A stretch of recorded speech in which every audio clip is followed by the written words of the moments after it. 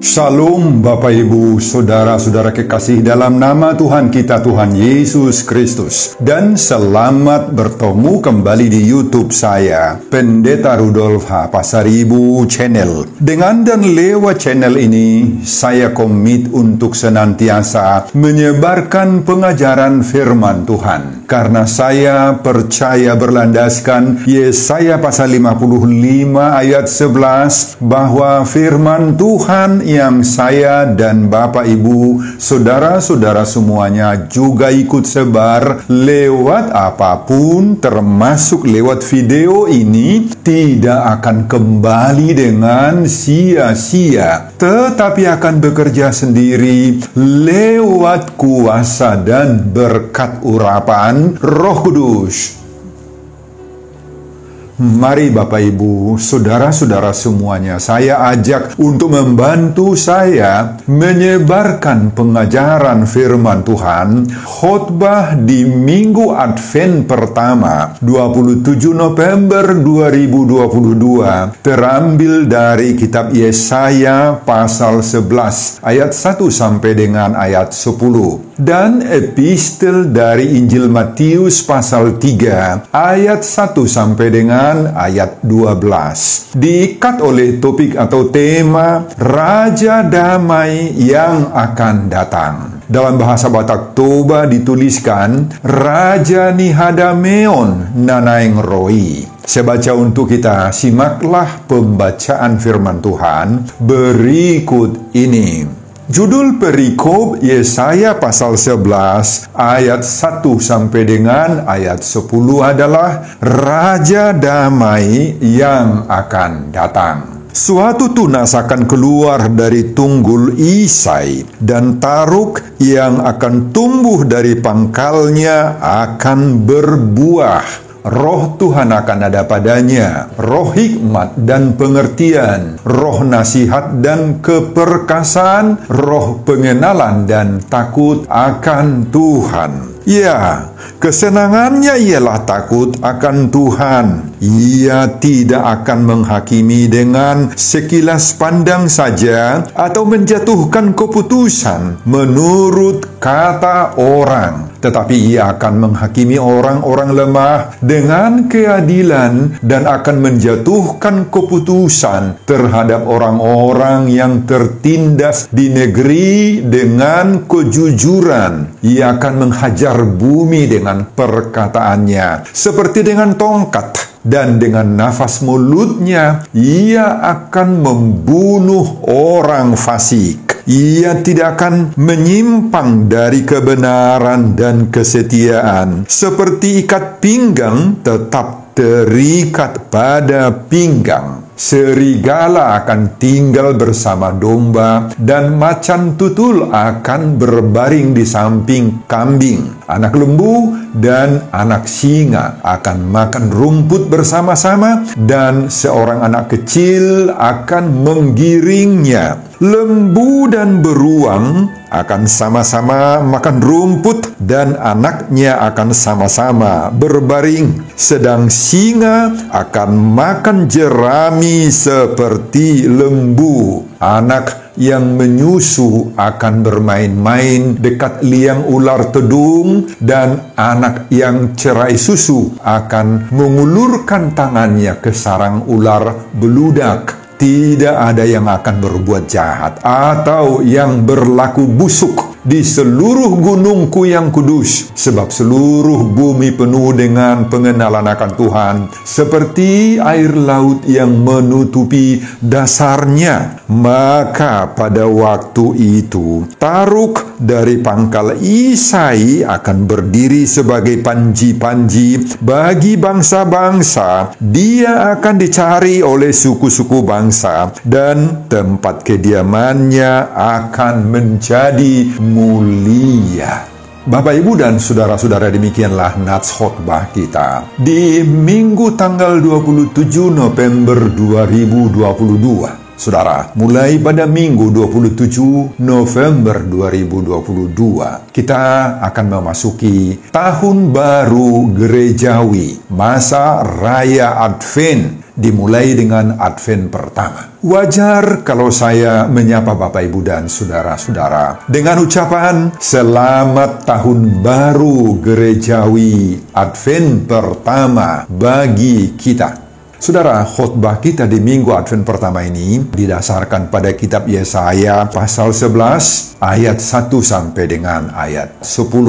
Saudara, mari kita telusuri sebentar tentang sejarah bangsa Israel di zaman Yesaya ini. Hanya pada masa pemerintahan Raja Saul, Raja Daud, dan Raja Salomo lah bangsa Israel yang 12 suku atau marga itu bersatu. Setelah itu, di tahun 930 sebelum Kristus, mereka sudah terbagi atas dua, yakni Kerajaan Israel Utara terdiri dari 10 marga dan Kerajaan Israel Selatan yang lebih sering disebut Yehuda terdiri dari 2 marga. Kedua kerajaan utara dan selatan ini terus menghadapi permasalahan atau clash. Mereka saling merasa diri paling kuat, saling mengancam satu dengan yang lain. Akibatnya, kedua kerajaan ini semakin lama semakin lemah, terutama pada saat menghadapi ancaman dari luar. Pada tahun 742 sebelum Kristus, Kerajaan Asyur mengancam Kerajaan Israel Utara. Akibat ancaman ini, maka Israel Utara dilanda rasa takut cemas sehingga mereka mencari dukungan dan perlindungan kepada Kerajaan Aram yang tidak terlalu kuat sebenarnya. Kerajaan Utara ini juga mengajak Israel Selatan atau Yehuda agar sama-sama menghadapi Asyur. Tetapi Israel Selatan atau Yehuda ini menolak. Israel Utara benci melihat Yehuda karena menolak ajakan ini dan memerangi Yehuda. Inilah yang disebut dengan Perang Siro-Efraim. Menghadapi serangan Israel Utara ini, maka Yehuda minta bantuan kepada Asyur. Yesaya memperingatkan Raja Yehuda agar tidak bersandar pada manusia. Tetapi mereka tidak mau mendengarkan suara dan peringatan Yesaya, peringatan suara Tuhan. Betul bahwa dalam peperangan ini, Yehuda yang berkoalisi dengan Asyur menang melawan Israel Utara yang berkoalisi dengan Aram. Nah, sejak saat itu konsekuensi karena menerima bantuan Asyur, maka Yehuda tunduk kepada Asyur dan membayar upeti. Masyarakat Yehuda tergadai kepada Asyur. Kemudian, Yehuda berusaha keluar dari kuasa Asyur dengan meminta bantuan dari Mesir. Tetapi Mesir juga ditaklukkan oleh Asyur. Negeri Yehuda saat itu menjadi terancam dari berbagai-bagai arah. Masyarakatnya terjepit, frustrasi, penuh dengan rasa takut dan menderita. Yehuda saat itu menjadi seperti merpati tolol, sebagaimana digambarkan oleh Nabi Hosea pasal 7 ayat 11. Tidak tahu arah yang harus ditempuhnya. Nah, itulah risikonya kalau mengandalkan manusia, mengandalkan kekuatan duniawi, dan apalagi mengabaikan dan tidak mau memperdulikan teguran Tuhan. Mereka menjadi bodoh, tidak tahu mau melakukan apa lagi. Saudara, dalam kondisi politis yang kacau dan tidak menentu, dan serangan atau ancaman perang yang mengkhawatirkan itu, Tuhan menyuruh Yesaya untuk memperdengarkan janji Tuhan, terutama menyangkut kedamaian dan keselamatan. Yesaya mengulangi kembali nubuatannya dalam Yesaya pasal 9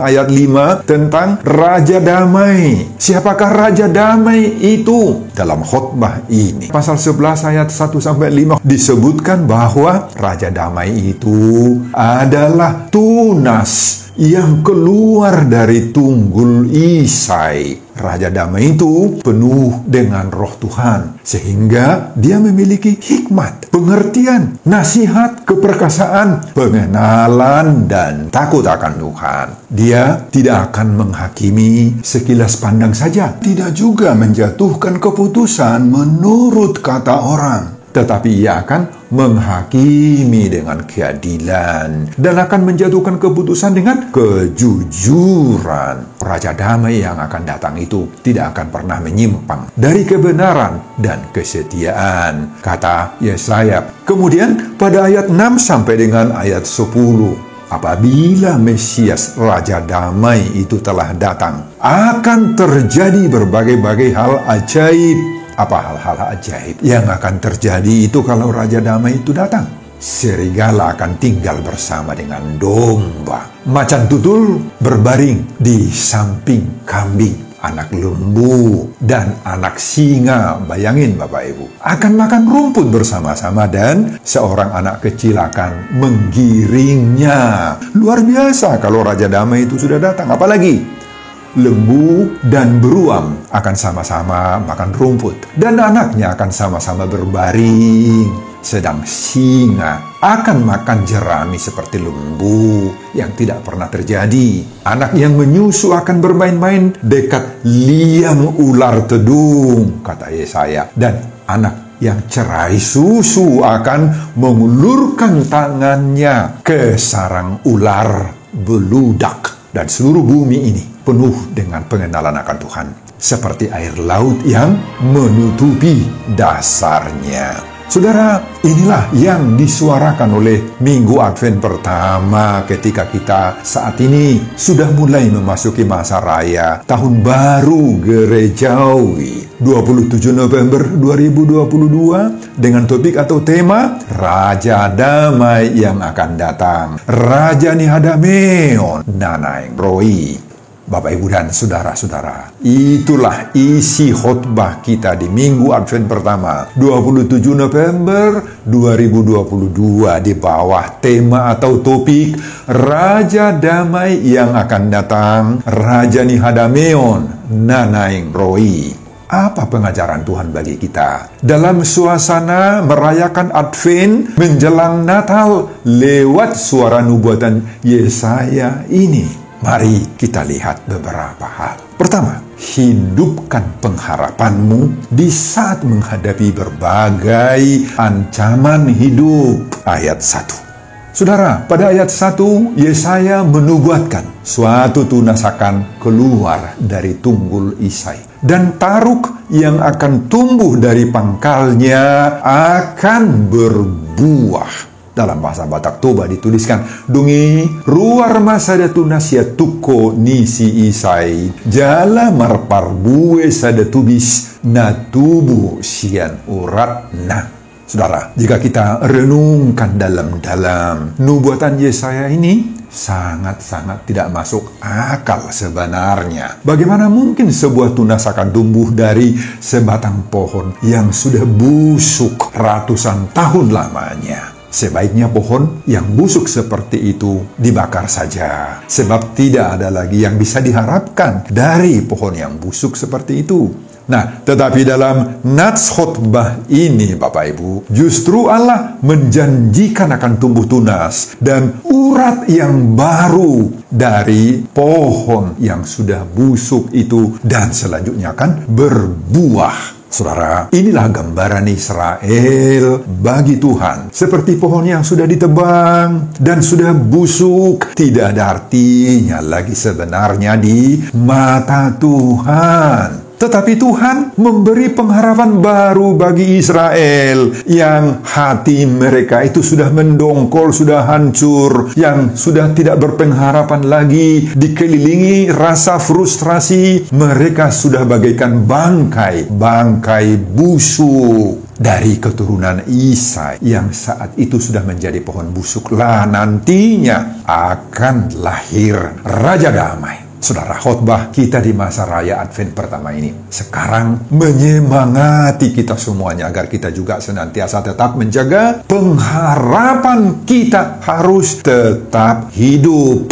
Saudara, jangan sekali-kali kita mudah putus asa, mandiri, patah semangat apabila kita dihadang oleh berbagai-bagai kemelut, tantangan, pergumulan hidup, ancaman demi ancaman dari berbagai-bagai segi. Dari penderitaan dan pergumulan-pergumulan itulah keluar berbagai sukacita dan pengharapan-pengharapan yang memotivasi kita memiliki semangat baru. Memang bagi banyak orang, hal ini merupakan sesuatu yang mustahil. Tidak mungkin, gak masuk akal. Nah, tetapi bagi Tuhan, tidak ada yang tidak mungkin. Tuhan itu sering bekerja dari yang tidak masuk akal. Akan terbit hal-hal yang masuk akal dan membuat kita bersuka cita. Yang impossible menjadi possible. Makanya Bapak Ibu, kita tidak boleh berputus asa dalam berbagai-bagai tantangan hidup yang kita alami, kita hadapi. Nah, saudara, jangan-jangan banyak yang membuat pikiran, hati kita, roh kita saat ini sedang merasa galau, pedih, dan risau. Jangan-jangan pengharapan kita untuk sehat kembali dari penyakit kita yang selama ini menggerogoti tubuh kita mulai pupus. Pengharapan kita untuk mendapat keturunan dari anak-anak kita yang sudah lama kita harapkan hampir suram. Semuanya sudah seperti pohon yang busuk. Tidak mungkin bagi kita akan terjadi lagi. Nah, saat ini, ketika kita mendengar khotbah ini, Tuhan sedang memproses, menumbuhkan, menanam kembali pengharapan-pengharapan baru yang bisa saja sudah busuk selama ini dalam diri kita, bangkit kembali. Tidak sulit bagi Tuhan Bapak Ibu untuk menanam kembali benih-benih pengharapan itu bagi kita. Meski bagi kita semua itu sudah tidak masuk akal, sudah tidak logis lagi.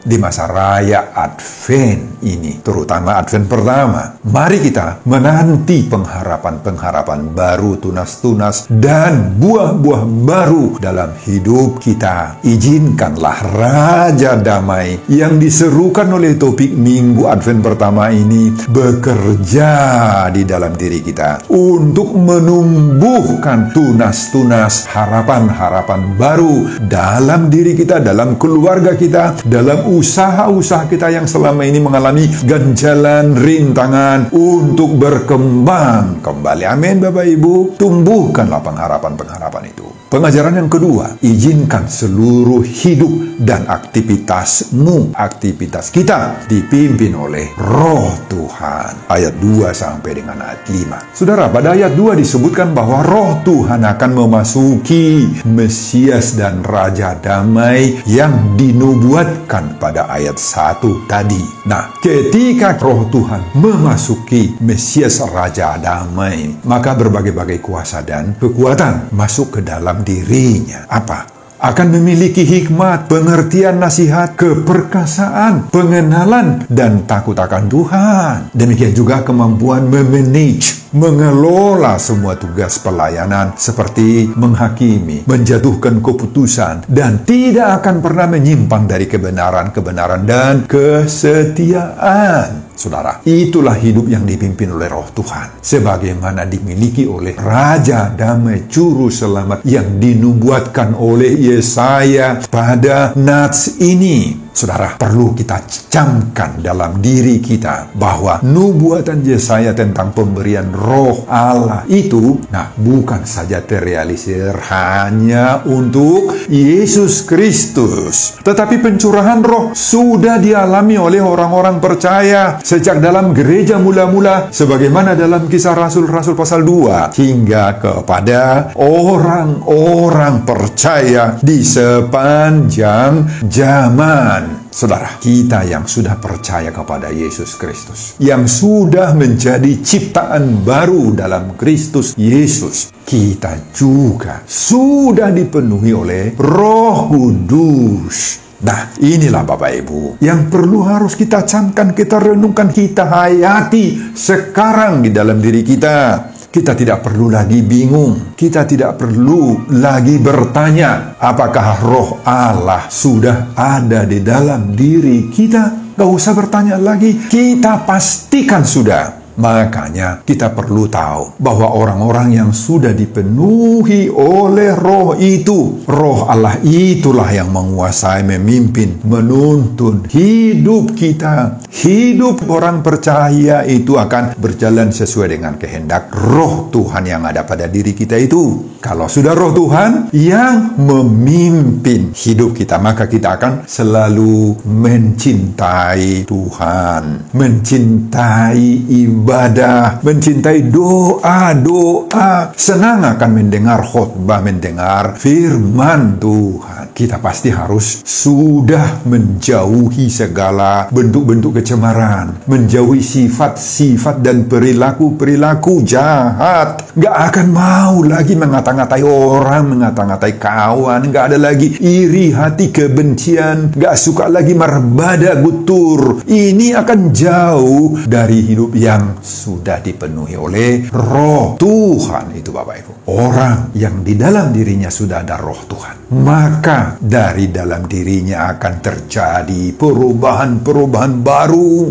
Kalau dulu suka bertengkar dengan istri, dengan suami, sekarang bisa menjaga dirinya, bisa menjaga kata-kata, ucapan-ucapan. Kita bisa harmonis kembali, akur, penuh damai sejahtera. Kalau dulu senang main-main kartu, main-main judi, marlecet, marjabulok, sekarang itu semua akan berubah. Sekarang dia akan senang ke gereja, ke pertanian, akan senang baca-baca firman, baca-baca kitab-kitab yang bermutu, yang bisa membangun dirinya, senang mengikuti kumpulan-kumpulan kur. Kalau dulu sering berdukun, pakai jimat lagi, apalagi pakai magic, maka sekarang sesudah dia dipimpin oleh roh, maka semua itu akan dibakar habis. Dia akan membenci semua bentuk-bentuk perdukunan itu. Kalau dulu senang membentak-bentak anak-anaknya, istrinya, maka sekarang sudah lembut, labok mama katai, sudah suka menikmati kebersamaan, keharmonisan keluarga yang penuh damai sejahtera. Bapak, Ibu, dan saudara-saudara, mari kita periksa diri kita. Kalau roh Tuhan sudah ada pada kita, maka roh itulah yang memimpin kita dalam segala hal. Mari kita periksa diri kita dan buktikan sendiri kehadiran roh Allah itu di dalam diri kita, di dalam keluarga kita, dalam semua aktivitas-aktivitas sehari-hari kita. Amin, Bapak, Ibu. Pengajaran yang ketiga, pelihara suasana tanda kutip surga dalam hidupmu. Ayat 6 sampai dengan ayat 10. Saudara, pada ayat 6 hingga ayat 10 kita lihat suasana surga yang penuh damai sejahtera bagi kehidupan orang-orang ketika Raja Damai itu sudah hadir di dalam dirinya. Sepintas memang seolah-olah apa yang dikatakan oleh Yesaya pada ayat 6 dan seterusnya ini seperti khayal, mimpi, dan hanya terjadi di dalam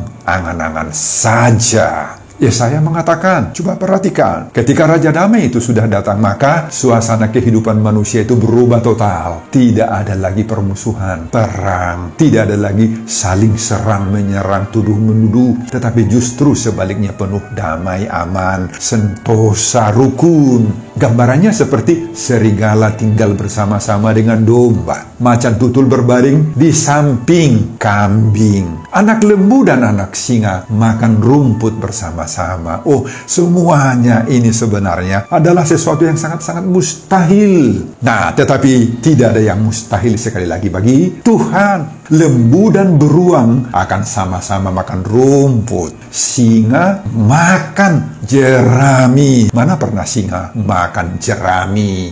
Biasanya singa akan makan lembu dan binatang-binatang lain. Anak menyusu bermain dekat liang ular tedung. Anak yang cerai susu mengulurkan tangannya hingga ke sarang ular beludak. Ini mana mungkin, Bapak Ibu. Tetapi inilah gambaran yang diberikan oleh Yesaya, bahwa ketika Raja Damai, ketika Roh Kudus, ketika Yesus sudah tinggal di dalam diri kita, maka semua perilaku yang digambarkan seperti serigala, seperti macan tutul, seperti beruang, singa, bengis, ular tedung, ular beludak, itu akan berubah, akan hilang Bapak Ibu. Semua sifat-sifat jelek yang selama ini bersimaharaja di dalam diri kita. Ada emosional yang tinggi, ada permusuhan, egoisme dan kesombongan, keangkuhan. Maka semua itu akan berubah total. Yang selama ini mau menang sendiri, mau menginjak-injak hak orang lain, itu juga semua akan hilang.